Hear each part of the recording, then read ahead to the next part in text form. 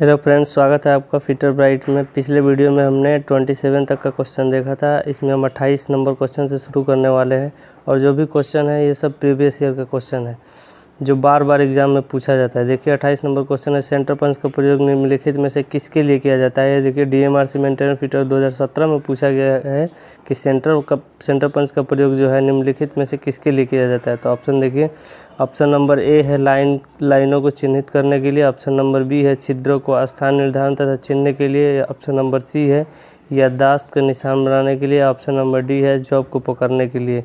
तो इसका सही आंसर जो होगा ऑप्शन नंबर बी इसका करेक्ट आंसर होगा। ठीक है, जो छिद्रों को स्थान निर्धारण तथा चिन्ह के लिए सेंटर पंच का प्रयोग करते हैं। अब ये देखिए अगला क्वेश्चन है, मार्किंग टेबल को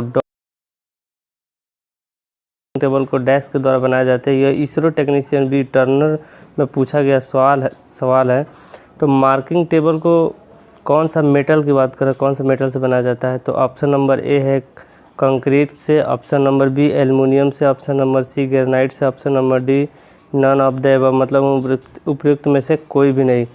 तो हम मार्किंग टेबल जो है ऑप्शन नंबर सी इसका सही आंसर होगा, ग्रेनाइट से बनाया जाता है मार्किंग टेबल को। ठीक है, अब ये देखिए अगला क्वेश्चन देखिए, मार्किंग करते समय रेफरेंस सतह डैश के द्वारा मिलती है। मार्किंग करते समय रेफरेंस सतह डैश के द्वारा मिलती है। देखिए डीएमआरसी मेंटेनेंस टेक्नीशियन 2006 में पूछा गया क्वेश्चन है कि मार्किंग जब हम करते हैं तो उसके लिए हमें क्या ज़रूरत पड़ता है। Option number A surface gauge, option number B work piece, option number C काम करने के लिए ड्राइंग, या ऑप्शन नंबर डी मार्किंग मेज की सतह। तो मार्किंग करने के लिए सबसे पहले हमें क्या चाहिए, काम करने के लिए ड्राइंग चाहिए, जो कि बहुत ज़रूरी होता है मार्किंग करने के लिए। तो ऑप्शन नंबर सी इसका सही आंसर होगा, काम करने के लिए ड्राइंग के अनुसार। ठीक है, अब अगला क्वेश्चन देखिए, अंकन चाकू का प्रयोग किया जाता है, मतलब मार्किंग नाइफ के बारे में बता रहा है। यह देखिए इसरो बी कारपेंटर 2016 में पूछा गया क्वेश्चन है। तो ऑप्शन नंबर ए मात्र अंकन के लिए, ऑप्शन नंबर बी अंकन एवं खुरचने हेतु, ऑप्शन नंबर सी मात्र खुरचने हेतु, ऑप्शन नंबर डी उपयुक्त में से कोई नहीं। तो अंकन चाकू यानी मार्किंग नाइफ की बात कर रहा है, तो इसका प्रयोग ऑप्शन नंबर बी इसका सही आंसर होगा, अंकन एवं खुरचने हेतु इसका प्रयोग किया जाता है। ठीक है, अगला क्वेश्चन देखिए, सेंटर पंच का उपयोग बताना है कि सेंटर पंच कहाँ उपयोग होता है। तो ये देखिए ये भी सवाल जो है इसरो टेक्नीशियन बी कारपेंटर 2016 में पूछा गया है। ऑप्शन नंबर ए है फिनिशिंग होल, छिद्रों को भरने के लिए, ऑप्शन नंबर बी है छिद्रों के सृजन के लिए, ऑप्शन नंबर सी है छिद्रों का स्थान निर्धारण के लिए, ऑप्शन नंबर डी है उपयुक्त में से सभी। तो इसका सही आंसर होगा option number C locating holes, मतलब छिद्रों को स्थान निर्धारण के लिए हम सेंटर पंच का प्रयोग किया जाता है। बात आती है सेंटर पंच की, तो आपको मैं बता दूं कि सेंटर पंच का एंगल जो होता है, सेंटर पंच का एंगल जो होता है 190 डिग्री का होता है। ये बार बार क्वेश्चन रिपीट होते रहता है। ठीक है, अब डॉट पंच की बात करें कि डॉट पंच का एंगल कितना है, तो डॉट पंच का 60 डिग्री होता है। और प्रिक पंच के पूछेगा कि प्रिक पंच का कितना होता है, तो प्रिक पंच का 30 डिग्री होता है। इसको आप हमेशा याद रखना है। अब अगला क्वेश्चन देखिए कि कंपन डैश वाशरों का प्रयोग किया जाता है। यह देखिए इसरो टेक्नीशियन मोटर मैकेनिक में पूछा गया क्वेश्चन है कि कंपन डैश वाशरों का प्रयोग किया जाता है। तो कंपन में कौन सा वाशर का प्रयोग किया जाता है। ऑप्शन नंबर ए है spring washer, option number B है standard washer, option number C है टेपर्ड, और ऑप्शन नंबर डी है थिक्स यानी स्पूल। तो इसका सही आंसर होगा ऑप्शन नंबर ए, स्प्रिंग वाशर का प्रयोग किया जाता है कंपन वाशर में। ठीक है, अब अगला क्वेश्चन देखिए, वाइट लेड पाउडर को तरपीन के तेल के घोल में मिलाया जाता है जिससे कि तैयार मार्किंग मीडिया कहलाता है। वाइट लेड पाउडर है जो तरपीन के तेल में घोला जाता है, तो इसमें कौन सा मार्किंग मीडिया तैयार किया जाता है। यह देखिए ऑप्शन नंबर ए है वाइट वाश, ये सब मार्किंग मीडिया।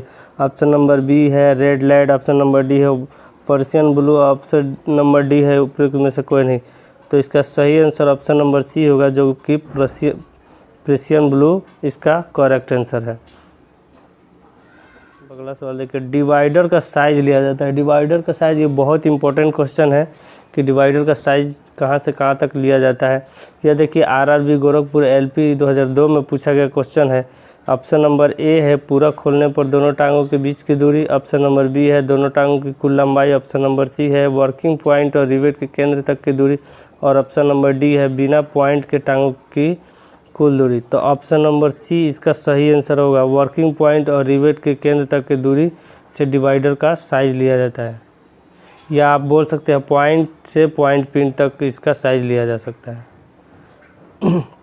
निम्नलिखित में से कौन सा मार्किंग मीडिया नहीं है।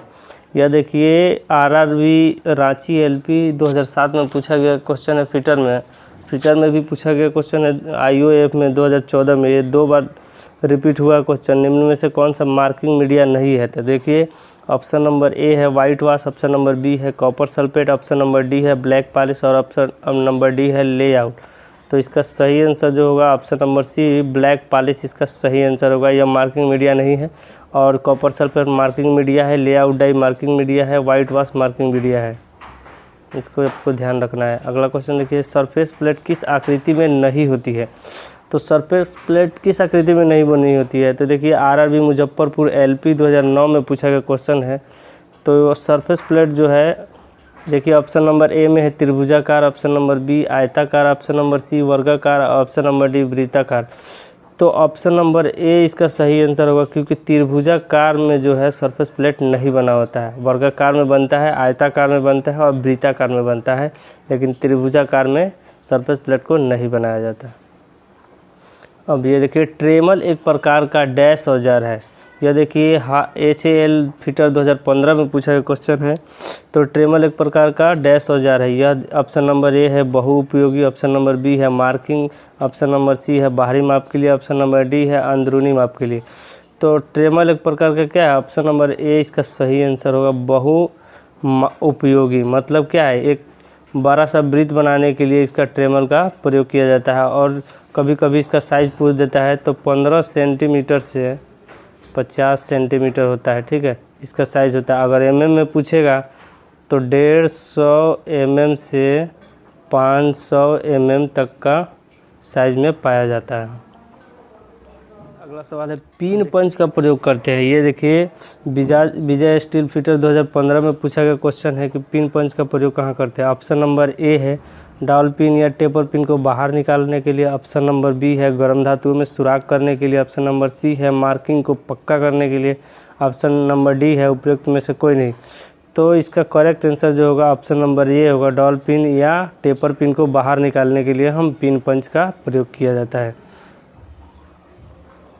अगला देखिए मार्किंग ऑफ टेबल की सतह पर इंग्रेवेड लाइन का उद्देश्य क्या है। यह देखिए IAOF फिटर 2013 में पूछा गया क्वेश्चन है। तो इंग्रेवेड लाइंस का प्रयोग कहाँ करते हैं। ऑप्शन नंबर ए है माप लेने के लिए। ऑप्शन नंबर बी है जॉब की सेटिंग के लिए। ऑप्शन नंबर सी है टेबल की सतह की सुंदरता बढ़ाने के लिए। और ऑप्शन नंबर डी है उपयुक्त में से कोई नहीं। तो इसका करेक्ट आंसर जो होगा ऑप्शन नंबर बी जॉब की सेटिंग के लिए हम क्या करते हैं, इंग्रेवेड लाइन का प्रयोग किया जाता है। अब अगला क्वेश्चन देखिए ट्रेमल के बीम की लंबाई कितनी होती है। तो अभी मैंने बताया है ट्रेमल की लंबाई सेंटीमीटर में 15 से 50 सेंटीमीटर। और mm की बात करेगा तो यह 150 से 500 mm में पाया जाता है। तो इसका correct answer option number C होगा। 150 से 500 mm ट्रेमल के बीम की लंबाई होती है। ढलाई की हुई फोर्ज की गई सतह पर मार्किंग मीडिया का प्रयोग किया जाता है। ढलाई की हुई व फोर्ज की गई सतह पर मार्किंग मीडिया का प्रयोग किया जाता है। देखिए आरआरबी इलाहाबाद एलपी 2007 में पूछा गया क्वेश्चन है। तो ढलाई जहां होती है और फोर्ज की सतह पर मार्किंग मीडिया का प्रयोग किया जाता है ढलाई में, वहां कौन सा मार्किंग मीडिया प्रयोग होता है ये आपको बताना है। तो ऑप्शन नंबर ए है chalk powder. Option number B है Prussian blue. Option number C है कॉपर सल्फेट। और ऑप्शन नंबर डी है लाल सिंदूर। तो ऑप्शन नंबर ए इसका सही आंसर होगा। चाक पाउडर जो है हम लोग ढलाई में मार्किंग मीडिया का प्रयोग करते हैं। ठीक है, 44 नंबर क्वेश्चन है। देखिए सरफेस गेज से लाइन स्क्राइब करते समय स्क्राइबर के पॉइंट और जॉब के सतह के बीच में कोण रखा जाता है। कह रहा सरफेस गेज से लाइन स्क्राइब करते समय स्क्राइबर के पॉइंट और जॉब की सतह के बीच में कितना डिग्री एंगल रखा जाता है। ये देखिए MES मेस फिटर ट्रेडमैन 2015 में पूछा गया क्वेश्चन है। तो ऑप्शन नंबर में ए है 90 degree, option B 70 degree, option number D C है 15 से 20 सेंटीमीटर, ऑप्शन नंबर डी है 30 से 35 सेंटीमीटर। तो इसका सही आंसर जो होगा ऑप्शन नंबर डी 30 से 35 डिग्री जो होता है इसका कोण रखा जाता है। अगला देखिए स्क्राइबर, इसका हिंदी होता है खरोचनी, निम्न में से किस धातु की बनाई जाती है। तो यह देखिए बहुत बार रिपीटेड क्वेश्चन है कि स्क्राइबर किस धातु की बनाई जाती है। यह देखिए सेल बोकारो स्टील प्लांट 2016 में पूछा गया क्वेश्चन है। तो स्क्राइबर जो होता है ऑप्शन नंबर ए है, देखिए इसका ऑप्शन देख लेते हैं, high carbon steel, option number B है mind steel, option number C है stainless steel, option number D है कास्ट स्टील। तो ऑप्शन नंबर ए इसका सही आंसर जो होगा जो हाई कार्बन। अब कभी कभी पूछ देता है कि हाई कार्बन स्टील में कार्बन की मात्रा कितना होता है। तो यह देखिए 0.8 से 1.5% तक की कार्बन होता है हाई कार्बन स्टील में पाया जाता है। ठीक है, ये आपको याद रखना। अब स्क्रैपर डैश धातु के बनाए, स्क्रैपर किस मेटल के बनाया जाता है। तो ऑप्शन नंबर ए है, ये भी देखिए CRPF कांस्टेबल ट्रेडमैन 2016 में और DRDO मशीनिस्ट 2016 में पूछा गया क्वेश्चन है। तो स्क्रैपर किस मेटल के बनाए जाते हैं। तो ऑप्शन नंबर ए है high carbon steel, option number B है carbon steel, option number C है stainless steel, option number D है माइल्ड स्टील। तो ऑप्शन नंबर ए इसका सही आंसर होगा, हाई कार्बन स्टील से जो है स्क्रैपर बनाया जाता है। जो भी कटिंग टूल्स है, जो काटने वाली चीज़ है, जो एक दूसरे को काटती है, जो हार्ड होती है, जितने भी टूल्स है जो कटिंग है वो जो है हमेशा हाई कार्बन स्टील से बनाया जाता है। ठीक है, इन बातों को आप हमेशा ध्यान रखना है। अगला क्वेश्चन देखिए, ट्रेंगुलर स्क्रैपर के कटिंग एज ग्राइंड होते हैं, डैश के द्वारा ग्राइंड होते हैं। ये देखिए सेल बोकारो स्टील प्लांट 2016 में पूछा गया क्वेश्चन है कि ट्रेंगुलर स्क्रैपर के कटिंग एज डैश के द्वारा ग्राइंड होते हैं। तो इसका सही आंसर कौन सा होगा। ऑप्शन नंबर ए है 70 से 75 डिग्री, ऑप्शन नंबर बी है 81 से 87 डिग्री, ऑप्शन नंबर सी है 45 से 50 डिग्री, या ऑप्शन नंबर डी है 55 से 60 डिग्री। तो इसका सही आंसर जो ऑप्शन नंबर डी 55 से 60 डिग्री जो होता है ट्रेंगुलर स्क्रैपर के कटिंग एज ग्राइंड किए जाते हैं। अगला क्वेश्चन, निम्न में से पुल टाइप स्क्रैपर डैश है। निम्न में से पुल टाइप स्क्रैपर डैश है। यह देखिए RRB मुंबई LP 2005 में पूछा गया क्वेश्चन है। तो ऑप्शन नंबर ए है flat scraper, option number B है hook scraper, option number C है वुल नोज स्क्रैपर, और ऑप्शन नंबर डी है कोनीय स्क्रैपर। तो पुल टाइप स्क्रैपर कौन सा है। ऑप्शन नंबर बी इसका सही आंसर होगा, हुक स्क्रैपर जो है पुल टाइप का स्क्रैपर होता है।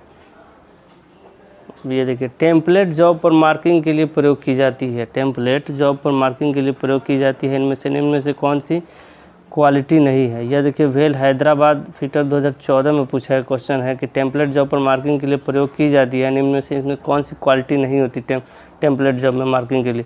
ऑप्शन नंबर ये है अधिक शुद्ध नहीं होती, ऑप्शन नंबर बी है यह वर्कपीस के आकार की होती है, ऑप्शन नंबर सी है यह हार्ड और टेपर नहीं होती, ऑप्शन नंबर डी है यह सीट गत्ते या लकड़ी की बनाई जाती है।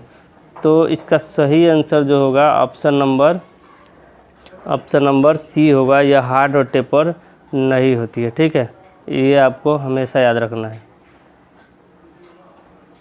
अब अगला क्वेश्चन देखिए, स्क्रैपर का प्रयोग किया जाता है, कहाँ किया जाता है स्क्रैपर का प्रयोग, वो आपको बताना है। देखिए IOF फिटर 2012 में पूछा गया क्वेश्चन है।